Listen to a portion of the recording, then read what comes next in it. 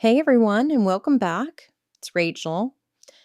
I want to start today with a pattern I've been noticing, not just in my own life, but in people around me, in my work, in conversations with friends. And it's a pattern that I've been trying to find the right words for a while. And I think I finally landed on the right one: vending machine. The feeling that people in your life have started treating you less like a person and more like a vending machine, like the only reason you exist in their world is to dispense the specific thing they came for: compliments, attention, emotional support, validation, pictures, time, free advice, whatever it is. And as long as you keep producing that thing, the relationship continues. You're useful, you're appreciated. They tell you you're great. But the moment you stop dispensing, the moment you have a need of your own or a hard week, or you say no, or you simply run out of bandwidth, you're not corrected, you're not engaged with, you're discarded. Like a broken vending machine that nobody bothers to fix. They just walk down the hall and find a working one. When I finally found the right word for that, I brought it up to my daughter, and without missing a beat, she said she'd been seeing the same thing in her generation, in dating, in friendships, even in the way people show up at work.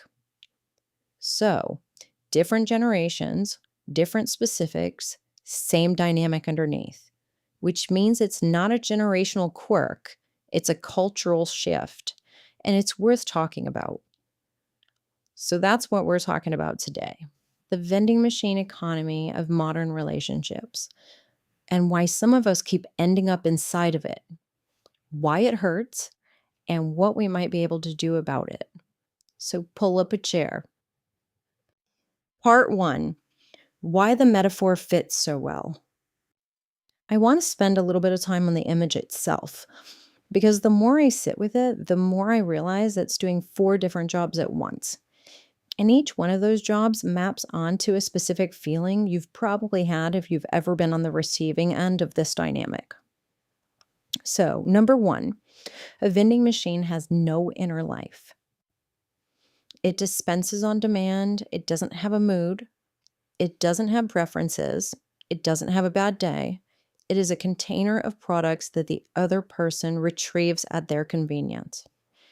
And when somebody treats you like one, what they're effectively saying, without ever saying it out loud, is, I don't think you have an inside. Your function or job is to output what I came for. It doesn't matter that you're tired. Your complicated feelings don't matter. Your needs don't matter. You're a delivery system for the thing the other person wants. Now, if you've ever been the dispensing person, and most of us have at some point, you know what this feels like. You feel a little flat, a little invisible, a little like the version of you that gets brought into the room is only a slice. The rest of you stays home. Number two, a vending machine doesn't get a turn. There's no reciprocity in the architecture. The machine doesn't get a snack from the other person. You don't take care of the machine. You don't ask how the machine's day is. The relationship is one directional by design. And when people treat you this way, you notice, slowly at first, then all at once, that you are doing all of the asking, all the checking in, all the emotional labor, all the remembering. They never check on you the way you check on them. They never initiate the way you initiate. They never give back the way you give. And if you try to flip the dynamic, if you ask for a turn, they look at you like the machine just spoke, like you've broken the laws of vending. Number three, a vending machine gets kicked when it fails to deliver. This one is the part that genuinely shocks people when they notice it for the first time, because we don't extend grace to vending machines. When a machine eats our dollar, and doesn't drop the chips, we don't think, I wonder if it's having a bad day. Instead, we get angry, we hit the glass, we post a 1-star review, we complain to the manager. And when somebody is using you like a vending machine and you fail to dispense for some perfectly human reason, same dynamic. You don't get curiosity. You don't get, hey, what's going on with you? You get anger or hurt or sulking or guilt tripping or some version of, I needed that from you and you didn't give it to me, so something is wrong with you. Because they don't see you as a person. They see you as a machine that has stopped working. And working machines do not stop working unless something is wrong with them.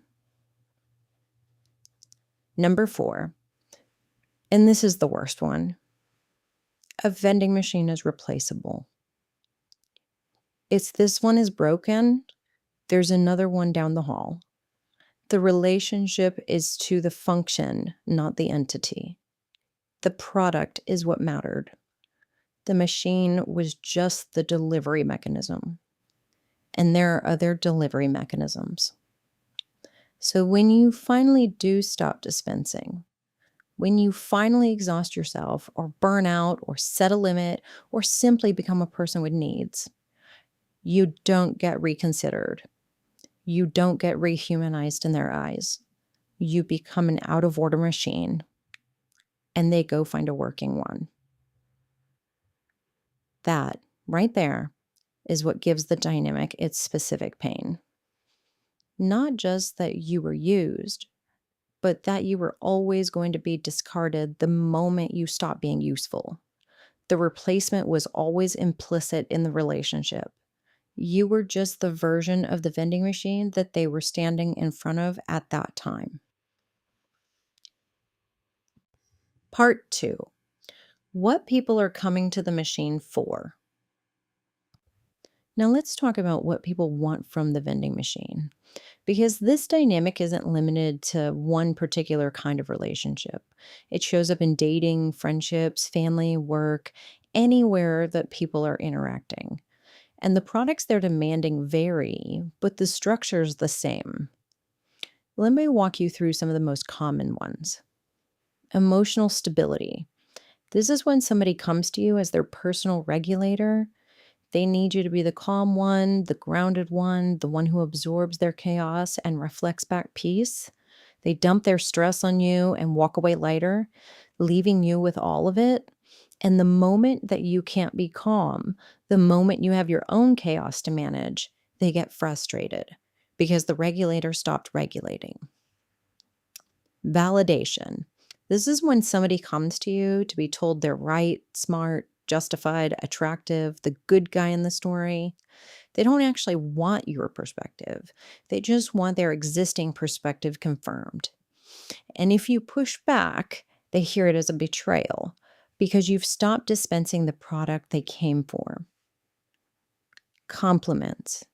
This is the ego refill. The person who needs to be told regularly how impressive, special, beautiful, talented, or interesting they are, they come to you for the boost.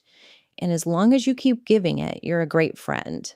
But the minute you don't perform on demand, they go cold. Support. This is when you're the free therapist, the free coach, the free cheerleader. They bring you their problems, you listen, you help, you offer perspective, they feel better, and then they don't ask how you are. Or they ask in that way that people ask when they don't actually want an answer. Like, how are you anyway? Oh, good, listen, so back to my situation.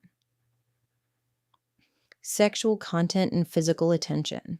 This is the dating app version, and it kind of deserves its own space. There's a particular kind of demand that treats your body and your attention as products to be extracted with as little investment as possible. The conversation only continues as long as you're giving them what they came for. The interest only stays alive as long as you're sending what they want. The moment you don't, you get the silent treatment, you get accused of being cold, or you simply never hear from them again. The product was the only thing they came for, and you were the storefront. And then there's the broader categories that go beyond dating. Free labor. The friend who only calls when they need help moving, the family member who only reaches out when they need a ride to the airport, the colleague who only stops by your desk when they need you to cover their shift. These people aren't enemies. They're not malicious. They genuinely think they're in a friendship with you. But the only direction their attention flows is towards you when they need something and away when they don't. Money. This is the friend, family member, or partner who treats your bank account like a shared resource. They need to borrow something for the third time this year. They want help with the rent. They've got an opportunity they need startup funds for. They're always between paychecks. They never quite get around to paying you back, or if they do, you've already spent enough emotional energy worrying about it that the money you got back doesn't feel like a win. And here's how you know this one's the vending machine dynamic and not actual mutual support. The asking only ever goes one direction. They never check on your finances. They never ask if you're okay. They never offer help when you're the one who's struggling. The relationship runs in one direction, towards your wallet. And the wallet is the part that they actually came to see. This one's especially insidious in romantic relationships, where the financial extraction often gets dressed up as partnership. We're a team. What's mine is yours. What's yours is mine. Except somehow it's always your money that becomes ours and theirs that stays theirs. So watch for that. Ego mirroring. This is the person who only wants to talk to you because you reflect them back favorably. You laugh at their jokes, you agree with their takes, you make them feel smart. They don't actually want to know you. They want to enjoy how they look in the mirror of your attention. Crisis mode loyalty. This is the person who is intensely present when there's a crisis, yours or theirs, but evaporates the moment things stabilize. They love the drama. They love the intimacy of emergency. They don't love the slow, ordinary work of an actual ongoing relationship. And one more, especially for the helpers in the audience. Expertise mining. If you happen to be good at something, a clinician, a lawyer, a financial advisor, a contractor, a graphic designer, a writer, there are people in your life who treat your professional knowledge as a free output stream. They ask you questions over dinner that they'd pay your colleagues to answer. They want consultations disguised as casual conversation. And if you ever flag that this is, in fact, your job, you're the one who's being weird about it. If you recognize multiple of these in your life, you're not paranoid. You're paying attention. The vending machine economy is real. And one of the worst parts of it is that it's spread out across so many different relationships that no single one of them feels like a big enough problem to address. They each take a little. The combined toll ends up being enormous. Part 3, the discard. Now let's talk about what happens when you stop dispensing. Because if you've ever been a vending machine in any meaningful relationship, you know exactly what I'm about to describe. The stop can happen in a lot of ways, and the way it happens matters less than you'd think. Sometimes it starts small and involuntary, a bad week, a demanding job, a health thing, a grief, something that pulls your attention inward and reduces what you have available to give out. You're not even consciously deciding to stop dispensing. Your bandwidth just got smaller. Sometimes it starts as a choice. You finally hit a wall. You finally decided you didn't want to keep pouring into this particular relationship. You're not depleted. You're just done. You've been thinking about it for a while, and one day you just stop. And sometimes, and this is the one nobody talks about, Sometimes the stop happens because you started paying attention. You notice the asymmetry. You notice that their actions don't match their words. You notice that they only show up when they need something. And you said something. You pointed it out. You finally named what you'd been seeing all along. Whichever version it was, depletion, choice, or clarity, here's what you notice next. The people who were taking from you stop showing up the way they used to. The texts get shorter, the check-ins drop off, the friend who used to call every other day suddenly hasn't called in 3 weeks, the romantic partner who was always so eager suddenly seems busy, the family member who used to want to talk forever now wraps up the conversation after 10 minutes. And you might think you're imagining it. You might think it's a coincidence, but it isn't. What you're noticing is the natural behavior of a person whose vending machine stopped dispensing for whatever reason. They're walking down the hall to find a working one. The trigger for the discard can be almost anything. Let me name the most common ones so you can recognize them when they happen. Asking for something back, even a small thing, even reasonably. The moment you ask for reciprocity, you violated the original contract. The contract was, you dispense, I take. When you ask for anything other than that, the system reads you as broken. Having a need of your own. The moment you have an inside, the moment there's an actual person inside the dispenser, you've malfunctioned. They didn't sign up to know you. They signed up to use you. Saying no. Now, this one's interesting because the response is almost always disproportionate. You decline one specific request and the other person reacts as though you've stabbed them, because no isn't part of the vending machine's vocabulary. Working machines don't refuse to dispense. Being unavailable. Bandwidth limits register as personal betrayal. You weren't busy with your own life, you were just withholding from them. Expressing a complicated emotion. You're supposed to be the regulated one. Your dysregulation is unwelcome. It interrupts the smooth functioning of the dispenser. Naming what you're seeing. This is the one nobody talks about, and I think it might actually be the most common version. Sometimes the dispenser doesn't run out. Sometimes the dispenser starts paying attention. You notice the asymmetry. You notice that what they're saying and what they're doing don't match. You notice that they only show up when they need or want something. You notice that the texts you get are all requests, never check-ins, and eventually you say something. You point it out. You name it. That naming is what gets you discarded. Not because you were wrong, not because you were unfair, because what you saw was accurate. And being seen accurately is intolerable to somebody who has been operating on the assumption that you wouldn't notice.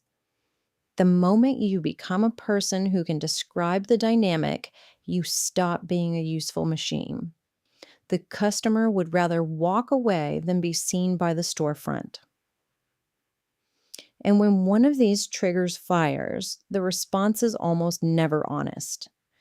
It might be a disappearance or a cold shift in tone or a guilt trip or even what sounds like a perfectly mature breakup conversation. But what unites all of them is that they're never actually about what just happened. They're about getting the machine to either go back to dispensing or replace it with one that will. Now, the discard can take different shapes, and I want to walk you through them because the variety is part of the trick. Sometimes it's silent. They just go quiet. No goodbye, no take care, just gone. You realize a week later they're not coming back. Sometimes you get an explanation. I can't do this anymore. I need space. This isn't working for me right now. I don't have the bandwidth. It sounds mature. It sounds like communication. It sounds like the kind of breakup grown-ups have. Sometimes you get the soft fade. The texts get shorter, the replies get slower, the plans keep getting rescheduled. They don't formally leave. They just slowly become unavailable until you eventually accept that whatever this was isn't anymore. And sometimes you get the dramatic version: a fight, a speech, a list of grievances, a door slammed for emphasis. Different deliveries, same content.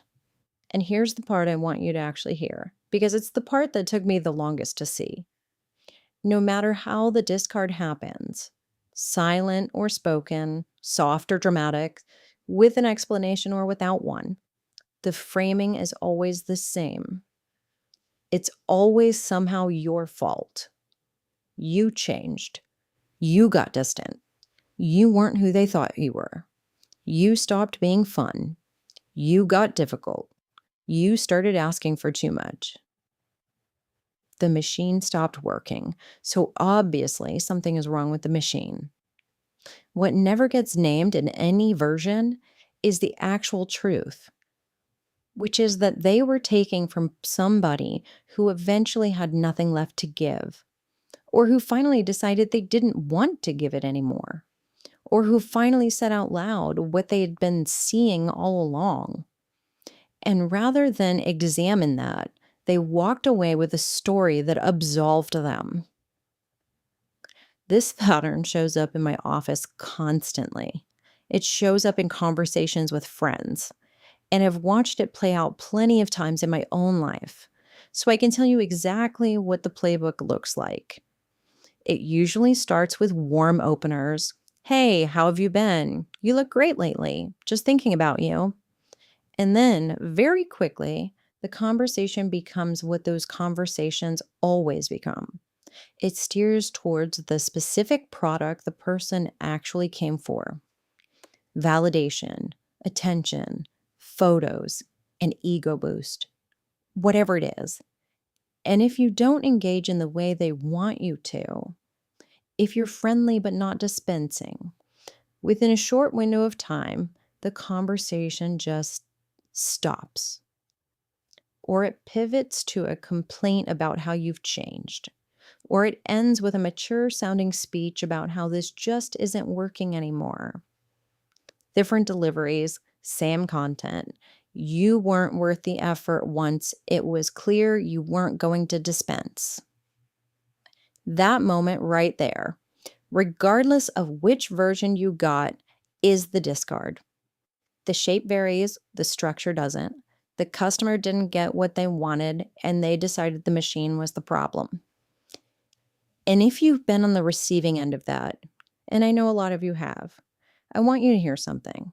You're not crazy. The discard is real. It is a pattern. It happens to good people who happen to be valuable to the wrong audiences. You didn't do anything wrong.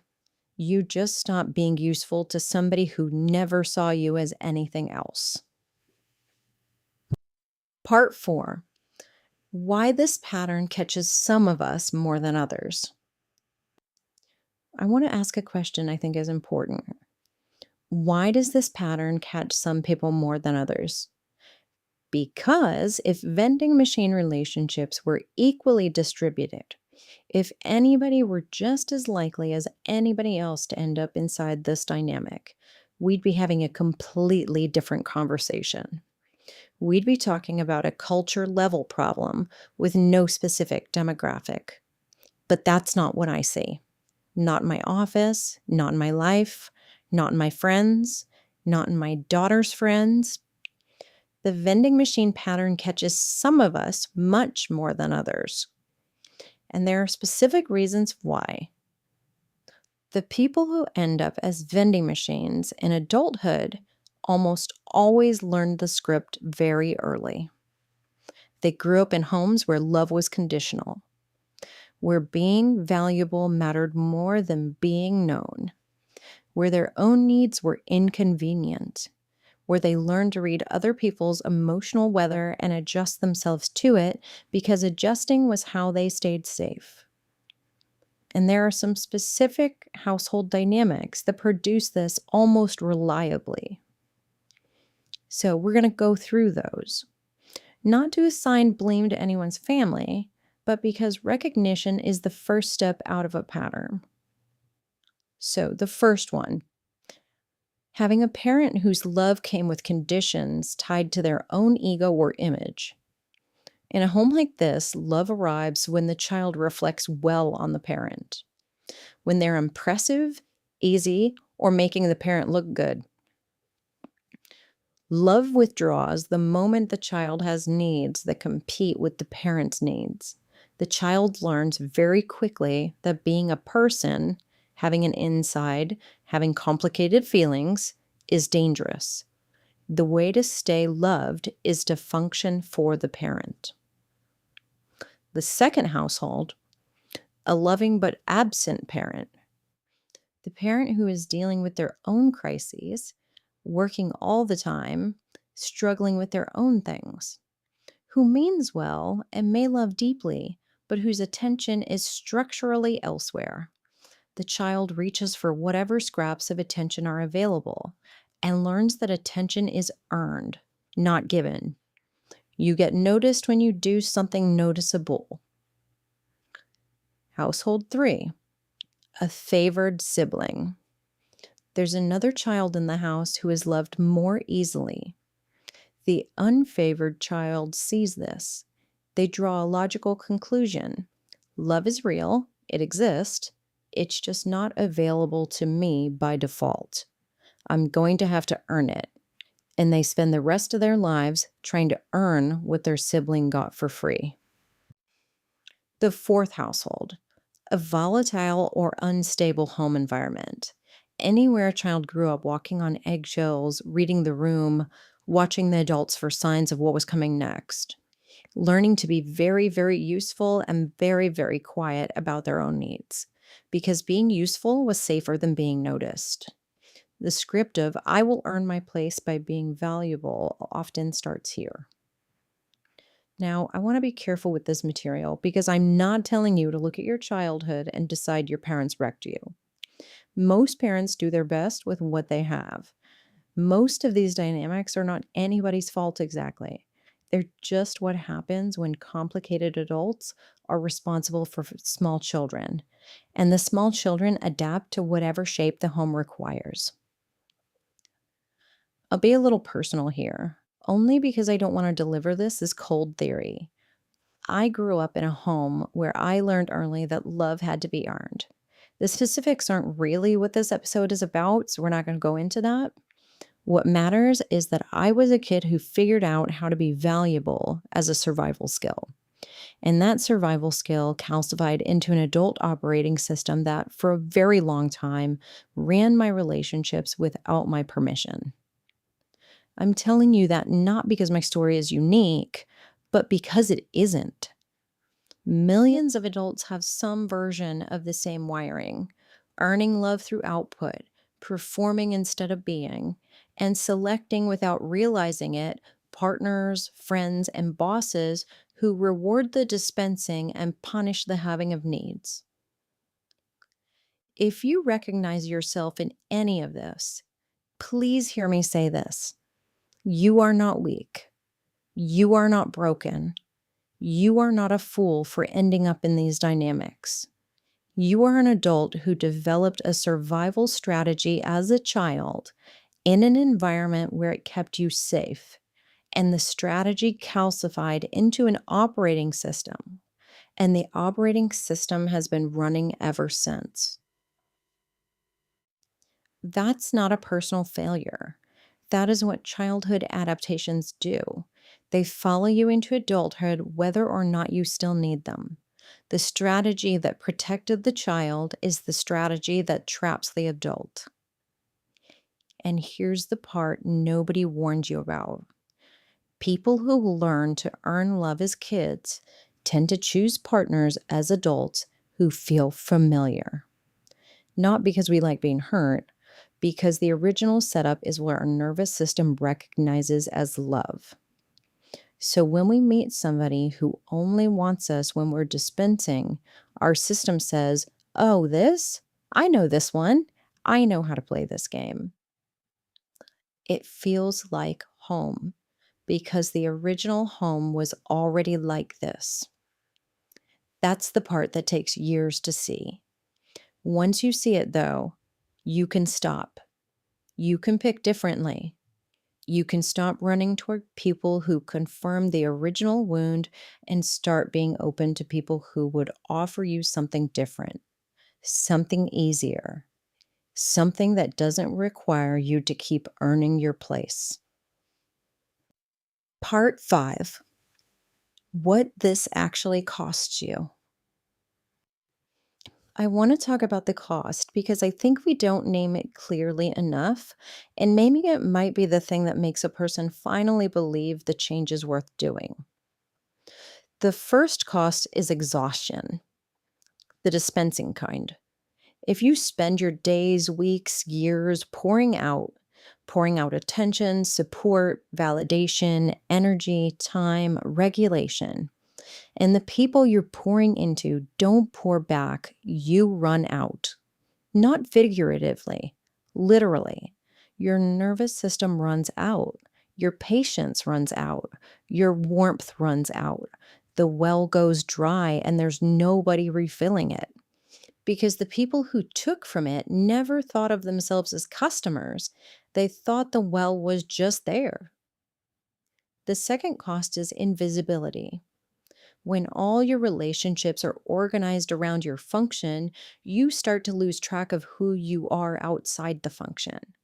You become the funny friend, the reliable one, the good listener, the hot one, the fixer, the strong one, whatever your particular dispensing role is. And the rest of you, the messy, complicated, contradictory, evolving rest of you, starts to feel like it doesn't belong anywhere because the people in your life have made it clear in 1,000 small ways that they only want the part that delivers. That's a quiet, devastating kind of lonely. The lonely of being surrounded by people who don't actually know you. The lonely of feeling unseen in a room full of friends. The third cost is the slow loss of yourself. Because if your whole life is organized around what other people need, you stop knowing what you need.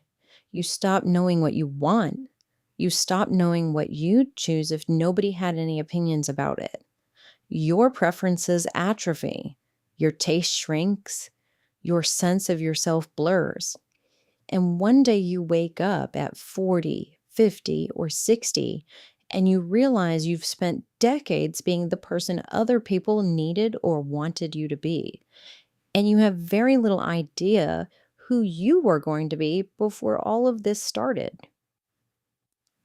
The fourth cost is the wrong people, the cumulative wrong people. Every relationship that uses you up takes time.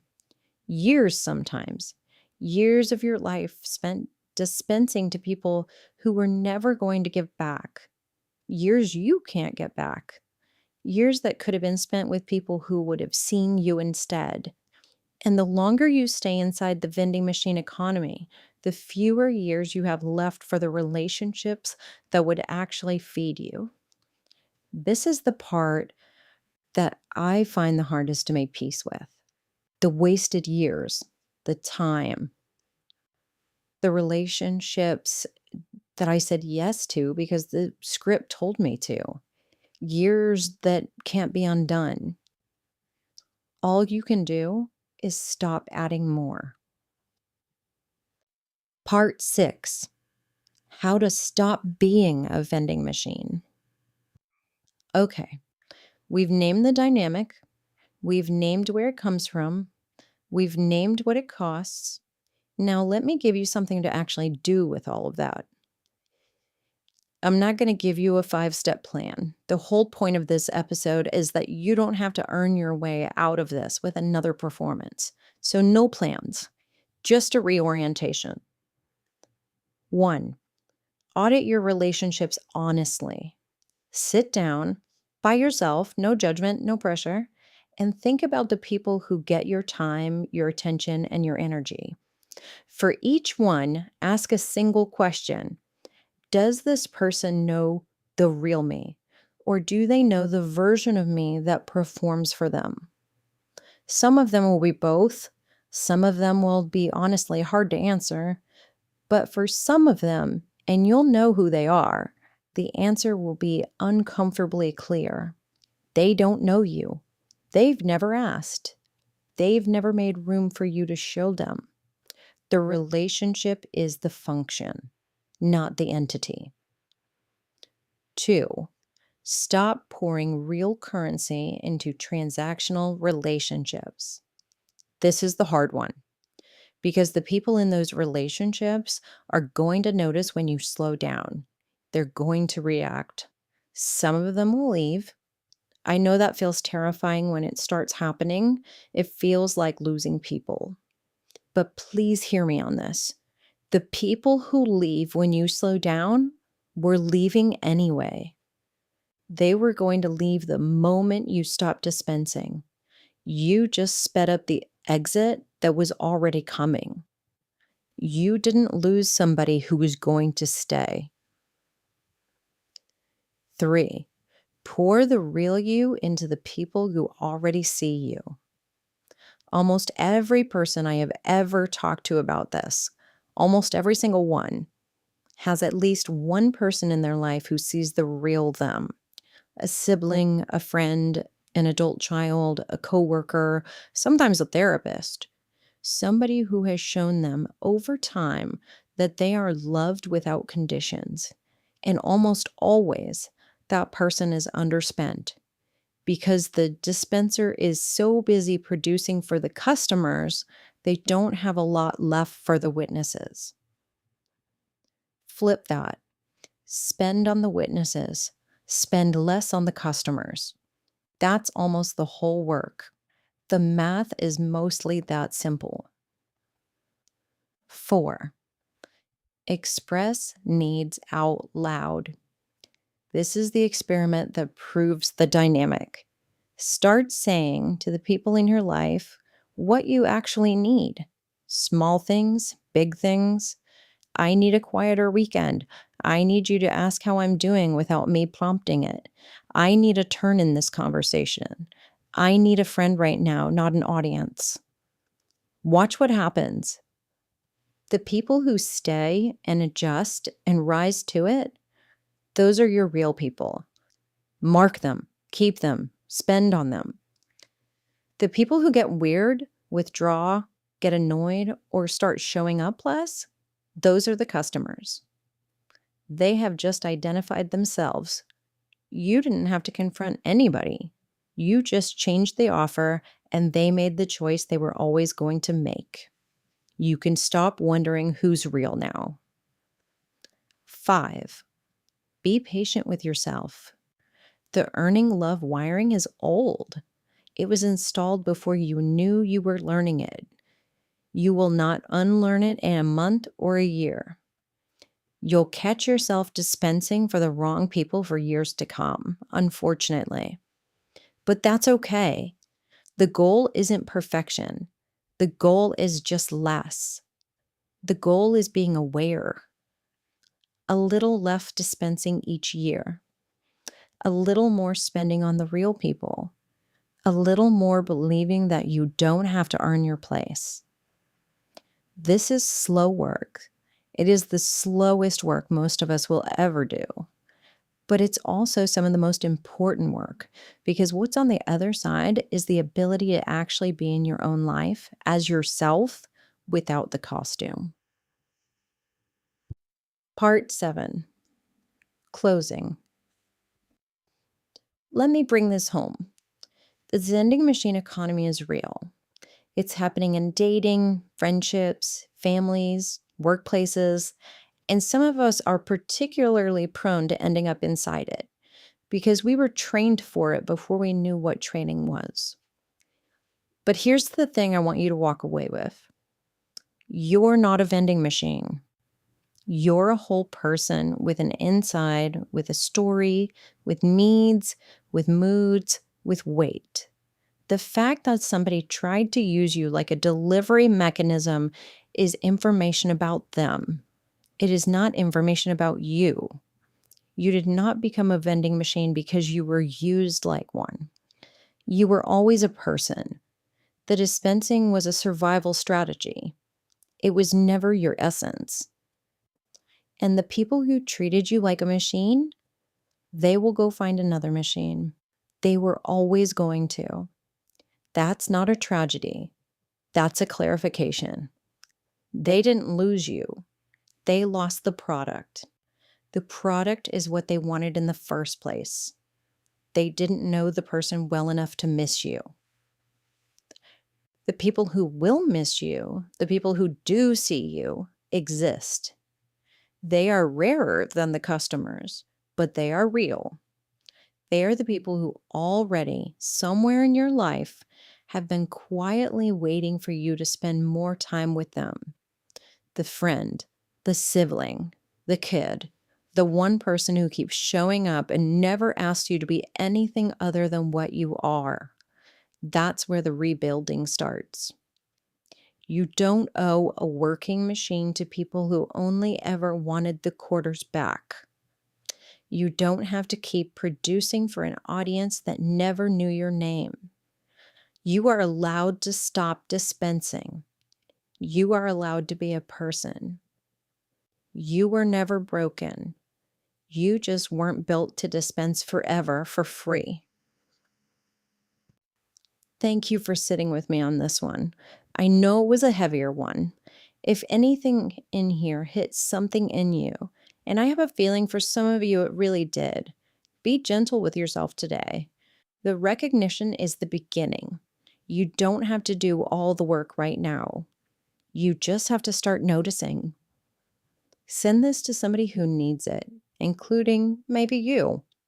And then go spend some time with somebody who already sees you. Take care of yourselves, and when you can, take care of each other.